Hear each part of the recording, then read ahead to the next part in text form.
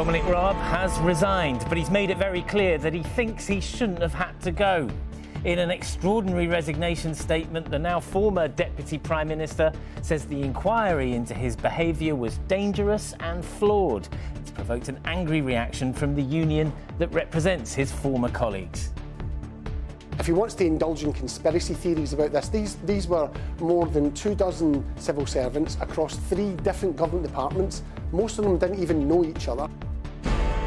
Also this lunchtime, inspectors say they won't drop their one-word assessments of schools' performance despite concern over the mental health of teachers. Will the London Marathon survive unscathed through the climate protests in the capital this weekend? And saving licorice, the rare seal pup, rescued in Cornwall.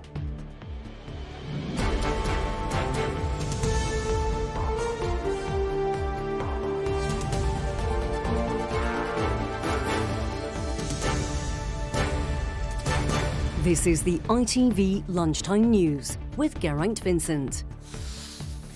Good afternoon. When Cabinet members resign, they write to the Prime Minister, and that letter usually contains at least an admission that they might have handled things better. There might even be an apology. Not so with Dominic Raab. After an inquiry into his behaviour upheld claims that he had acted in an intimidating and aggressive way with his officials, Mr Raab used his resignation letter to say that the findings set a dangerous precedent and that the bar for what constitutes bullying has been set too low. In a moment, we'll have analysis from our deputy political editor and we'll be live in Mr Raab's Surrey constituency. But first, Libby Vina has the latest on the departure of the man who was one of the Prime Minister's most loyal lieutenants.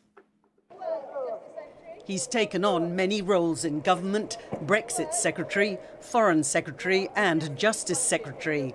But today, resigning over bullying allegations, Dominic Raab, the man who Rishi Sunak also made his deputy, seemed to be casting himself in a very different role, that of victim. It came despite a highly critical report by a senior lawyer, Adam Tolley KC, who concluded he acted in a way which was intimidating, in the sense of unreasonably and persistently aggressive in the context of a workplace meeting. His conduct also involved an abuse or misuse of power in a way that undermines or humiliates. In what looked like a coordinated move by Number 10, the report was only published after Dominic Raab had released a resignation letter that bristled with defiance. He said only 2 claims had been upheld, adding, "Mr Tolley concluded that I had not once in 4.5 years sworn or shouted at anyone, let alone thrown anything or otherwise physically intimidated anyone, nor intentionally sought to belittle anyone. I am genuinely sorry for any unintended stress or offence that any officials felt as a result of the pace, standards and challenge that I brought to the Ministry of Justice. In setting the threshold for bullying so low, this inquiry has set a dangerous precedent." Labour said it was appalling there was no humility in his response. I find it offensive that he's now trying to suggest that he's the victim after what he's put senior civil servants throughout these last couple of months. He knows his behaviour was wrong. The report suggests that he would know that. He was made aware of it. The Prime Minister knew this as well and was too weak, because it was his friend that helped him become Prime Minister, to do anything about it. It shows the conduct is one rule for them and one rule for everybody else. The Prime Minister, in his response, praised the man he'd just let go, saying there were shortcomings in the historic process itself. But what of Dominic Raab's claims, repeated in a newspaper today, that civil servants plotted to get rid of him? He's also claiming that it was all a bit of a stitch-up by unions such as yours and the civil service to target him and get rid of him. If he wants to indulge in conspiracy theories about this, these were more than 24 civil servants across 3 different government departments. Most of them didn't even know each other. The idea that there's some coordinated conspiracy around this is just fantastical. It's desperation from him. It's certainly an unusual response from someone who's just resigned. Libby Vina, ITV News, Westminster. Well, our deputy political editor, Anushka Astana, is in Westminster. Anushka, you've been talking to civil servants. What reaction are you hearing from them?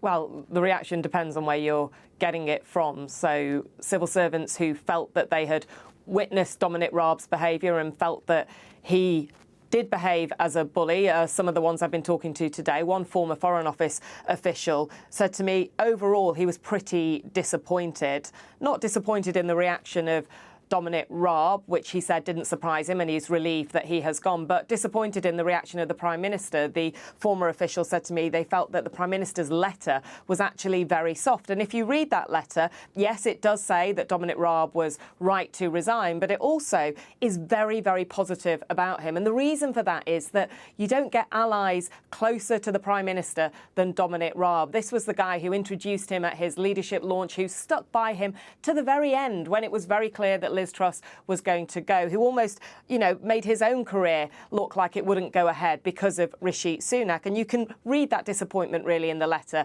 Rishi Sunak also says there were shortcomings in this historic process, which I'm told refers specifically to the fact that complaints were not raised at the time. But look, the flip side of that are the very senior civil servants who have told me that there was a feeling that there would be a chilling effect if you raised complaints like that at the time. And who do you think is going to take over as the PM's deputy now?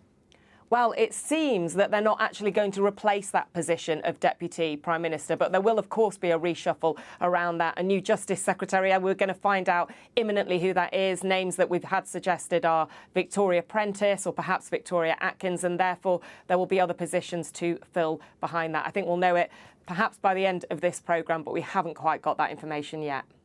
OK, thank you, Anushka. Well, to Harry Fawcett now, who's in Mr Raab's constituency, Esher and Walton. Harry, there are calls already for him to face a by-election there, aren't there? That's right. Those are coming from the Liberal Democrats, who are very much targeting this seat, along with others, in a wider strategy to attack so-called blue wall Tory seats. But they don't want to wait for the next election. They want him to go immediately. When he won this seat in 2010, he did so with a very comfortable 18,000 majority, a margin he swelled at subsequent elections. But at the last election in 2019, that was cut to just 3,000 over the Lib Dems. And talking to people here this lunchtime, asking them for their reaction, what they felt about whether he should stay on as an MP, having resigned as a minister, his prospects for the next election. Even some long-term self-professed Tory voters sounded a bit doubtful. I think it's a good decision. It should have come a lot earlier than it has done. I sort of understand it took a while for Sunak to make his mind up, which might have some implications why it took him that long. Do you think he's gone graciously? Hopefully, yes. I feel quite sorry when these things happen. I think they should all resign and let's all start again. I think they're all complete rubbish. Well, we've also spoken to a local business owner who was involved with an award, an apprenticeship award with Dominic Raab recently. She said that he'd been very good for the local business community, retained her support. If you look at his resignation letter, let alone his letter in the Telegraph, it's on the punchy end of the spectrum of resignations. He seems to be in fighting mood. Having lost his ministerial job, if he wants to stay on as an MP, you feel he'll have a real fight on his hands at the next election. Thank you, Harry.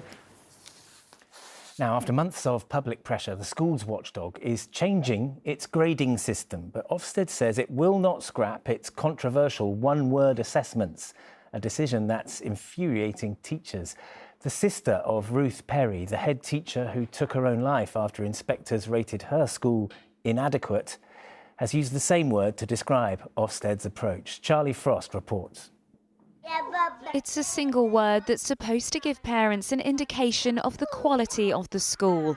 After inspection, Ofsted gives 1 of 4 overall grades, but it's a system that's being criticised as too restrictive and putting unnecessary pressure on teachers.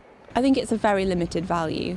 I don't think it's right that parents only judge a school by its one-word Ofsted rating. I think there are so many more other things that make a school valuable and important. Parents need to know what the rating's about and how good the school is, and that's what people choose their schools on. They should be a bit more nuanced about their judgments on schools and teachers, and they should realise some of the pressures that the teachers and the head teachers have to go through. In January, primary school teacher Ruth Perry took her own life. She was waiting for an Ofsted report to be published that downgraded her school from outstanding to inadequate. Since, Ruth's family have called for inspections to be paused. This is a debate about the health and safety of workers. They might be professional workers, but it's their health and safety. If there was a working practice in a factory or on a building site that was causing such concern, that practice would be stopped and amended until it was safe. Why can't we have the same approach for school leaders? Now, Ofsted's chief inspector says it is making changes, but the grading system will stay. What will be different? Inspectors will return more quickly to schools who have work to do on safeguarding, but who are otherwise performing well. They will try to speed up the complaints process when school leaders disagree with their judgments. And there'll be briefings for head teachers whose schools haven't been inspected for a long time. For Ruth's family, though, it's not enough. In a statement, her sister, Professor Julia Waters, said the latest response from the Chief Inspector for Schools is yet again totally insensitive to the situation and deaf to the urgency of the calls for change. Ofsted says it's deeply saddened by Ruth Perry's tragic death, but the Education Secretary says she too continues to support the clear one-word rating system. A full inquest will look at the circumstances around Ruth Perry's suicide later this year. Charlie Frost, ITV News. NATO allies have agreed to make Ukraine a member, although its entry date into the alliance has yet to be decided. NATO Secretary-General Jens Stoltenberg has been meeting defence officials in Germany to discuss more help for Ukraine. Ukraine has yet to accept NATO's invitation. The Kremlin responded with a statement saying Ukraine joining NATO would threaten Russia's security. Now, also in Westminster today, there begins a 4-day protest about climate change organised by the campaign group Extinction Rebellion. They're calling it the big one, and they're expecting 50,000 people to take part. But there's another big event this weekend, the London Marathon. The protesters say they won't disrupt it. The government says they'll be very robust with anyone who does. Amy Lewis has the latest. There are thousands here around the Houses of Parliament today, and also outside at least a dozen government offices. Now, this was organised by Extinction Rebellion, but they say that around 200 various groups will be here taking part over the next 4 days, all calling on the government to do more to tackle climate change. Now, in the last week or so, we've seen various sporting events held up, like the Grand National last weekend, by activists, including Animal Rising. But we've been told that the London Marathon, which of course takes place this weekend, will not, they say, be held up. And one of the reasons for that being, of course, that it is a charity event. Earlier on, I spoke to Etienne Stott, who is an Olympic gold medalist. He's actually here with Extinction Rebellion today. And I asked him how he would have felt if his sporting event was held up by activists back when he was competing. I tell you, I think it would be really complicated and really tough, but I think as we're progressing through time, more and more athletes are realising what is waiting for them at the end of their careers. What is the planet going to be like when their careers are finishing? And so I would ask them, I'm sure they, I might have been all, annoyed and frustrated, but at the end of the day, to sit down and think, actually, we've got a really important point. There is no sport on a dead planet. Well, the government have told us today that, of course, they do respect people's right to protest, but they do point out that at the moment the government has a policy to be net zero by 2050. Extinction Rebellion have told us that there will be around 50,000 people taking part in the protest over the next 4 days, with tomorrow being the busiest day with a march. Amy Lewis reporting there. Now, there was an increase in retail sales volumes in February and January, but the Office for National Statistics has announced today that March saw a significant fall. Department stores, clothing shops and garden centres all reported declines. The fall was reported to be more than 0.5%. Well, Rachel Townsend is in Leeds this lunchtime. Is this a surprise, Rachel? Yeah, well, it's a bit of a reality check for retail here. As you mentioned, Geraint, garden centres, department store, clothes shops, food shops, all experiencing that drop in sales. Now, department stores in particular are blaming March's wet weather for the drop. I have to say April isn't so far looking much better. They said that dramatically reduced the number of people visiting city centres such as here in Leeds. And it will come as a blow, this, following the increase in sales that we saw in February. So let's have a closer look at March's figures. Department stores revealed a drop of 3.2% in sales. Clothing shops reported a 1.7% fall. Non-food sales, they fell by 1.3%, which was a sharp swing from the 2.4% increase in February. Sales at food shops dropped by 0.7%, and those food shop sales will be linked to the supply shortages we saw. You may well remember limits on goods such as tomatoes and salad were restricted on customers buying them, and that was because of supply issues following poor weather abroad. Now add to that inflation and it's not a great picture, but it isn't all bad news. Costs are dropping. Experts warn that it may be several months before we see that drop in costs reflected on supermarkets' shelves. But once they do start dropping, then people may well be returning to the high street, such as here in Leeds. Rain pardoning, of course. Rachel Townsend in Leeds, many thanks. The Attorney General has received an appeal to extend the jail sentence of the man who shot dead 9-year-old Olivia Pratt-Corbell. Thomas Cashman has been ordered to serve a minimum of 42 years behind bars after he was found guilty of shooting the schoolgirl in her Liverpool home. Separately, he is appealing to reduce his sentence. Kevin Spacey appeared by video link for a court hearing in London today. The Hollywood actor faces a total of 12 charges of sexual abuse allegations relating to 4 men. His official trial date is set for June. And an alert is set to go off on our phones this Sunday. A message accompanied by a loud siren-like sound will appear on the home screens of your phones after 3 o'clock in the afternoon. The new system has been described as a vital tool to keep the public safe in life-threatening emergencies. Now, it's going to be a very big weekend in Wrexham. If the city's football team wins tomorrow, they'll be back in the Football League for the first time in 15 years. The perfect finale to this season, which has been full of drama with their Hollywood star owners, Ryan Reynolds and Rob McElhenney at the helm. Well, our Wales reporter, Rhys Williams, is in the turf, the pub made famous by the TV documentary about the club. Rhys, good afternoon. Pnawn da. How are people feeling where you are? Pnawn da, Geraint. Yeah, excited, I think, but nervous too, of course. As you mentioned, the turf was already an historic pub, but now it's famous since it's been featured extensively in the documentary charting the new Hollywood ownership of the football club. Now hundreds of people from around the world travel here every weekend just for a pint of Wrexham lager in the turf. More importantly, though, as you say, tomorrow on the pitch is crucial for the club. They need 3 points. Let's talk now to the landlord of the turf, Wayne Jones. Wayne, as a long-suffering Wrexham fan, you must be quite nervous about tomorrow. Yeah, very nervous, Rhys. Like you said, long-suffering. It's been one good season, I think, in 30 that I've been watching them. So, yeah, I'm nervous, but I'm also excited. I really believe in this team. So, yeah, nervous but excited. Huge amount of interest around the club now. There's a large group of Americans stood right behind you, just come to take a look around the pub. It must be surreal. Very surreal, and this is every day. So more will be here by this evening. There'll be hundreds here tomorrow for the game, but Mondays, Tuesdays, Wednesdays, here and there, there doesn't load. So yeah, it's like I say, very surreal, but they're lovely. So it's great to have them. The owners, of course, Rob McElhenney and Ryan Reynolds, have invested heavily in the football club, but it's having a big effect on the town, now city, of course, hasn't it? Oh, absolutely, yeah. It's not just ourselves at the turf. It's dozens and dozens of local businesses that are doing well from it. Restaurants, hotels, everybody's bars, everybody's just doing really well. So if we do well on the football field, which we are, it's a knock-on effect for the economy. And finally, there's some good news for Wrexham.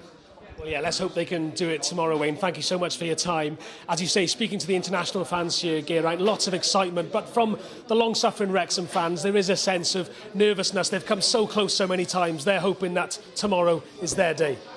Oh, good luck to them, Rhys. Thank you very much. Next, the story of a very rare and very poorly black seal pup.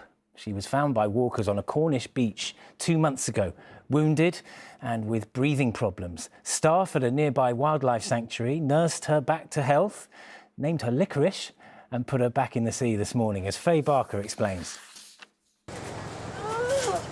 Perhaps they could smell home, these seal pups keen to get back to the sea. This trio have been cared for in recent weeks at the Cornish Seal Sanctuary. And like many youngsters, their impatience at times spilled over. Among them, Licorice, a rare melanistic pup, meaning she's completely black from head to toe, something seen in just 1 in 400 grey seals. She's spent the last 11 weeks in seal rehab, but now healthy and undeterred by all the attention, instinct showed her the path to freedom. Absolutely amazing to see her go out, because we work so hard with these animals every day, and it's just so rewarding to actually see them going back into the wild. So we were called in by a member of the public to say that there was a very small seal on the beach. She was very underweight. She weighed only 15 kilos. They should be around 30 kilos at the age she is. Well, she was. And she also had a respiratory tract infection. So we took her straight to the vets from the beach. They prescribed us the medication, and then she began her rehab journey with us. Her playful companions, Sage and Turmeric, not far behind. Earlier quarrels forgotten, now they were home. For those watching on, the pups showed off their surfing skills, a frolic in the water, a glance back at the beach, then Licorice was off. It's just very emotional, actually, just to see them going back where they belong. This is what we're all about, is rescuing or having the pups in and seeing them released and seeing what they go through to get to this stage is absolutely wonderful. It was the perfect farewell to a rare and precious pup. Faye Barker, ITV News. Just before we go, an as yet unseen photograph of the late Queen has been released by Kensington Palace. Today would have been Queen Elizabeth's 97th birthday. The photo was taken by her granddaughter-in-law, Kate, last summer on a family visit to Balmoral. A reminder of our main story this lunchtime. Dominic Raab has resigned as Deputy Prime Minister after a bullying inquiry found he did act in an intimidating and aggressive way with colleagues. Rishi Sunak accepted Mr Raab's resignation this morning with, he said, great sadness. And that's it this lunchtime. Charlene is here with the evening news at 6:30 from everyone here. For now, bye-bye.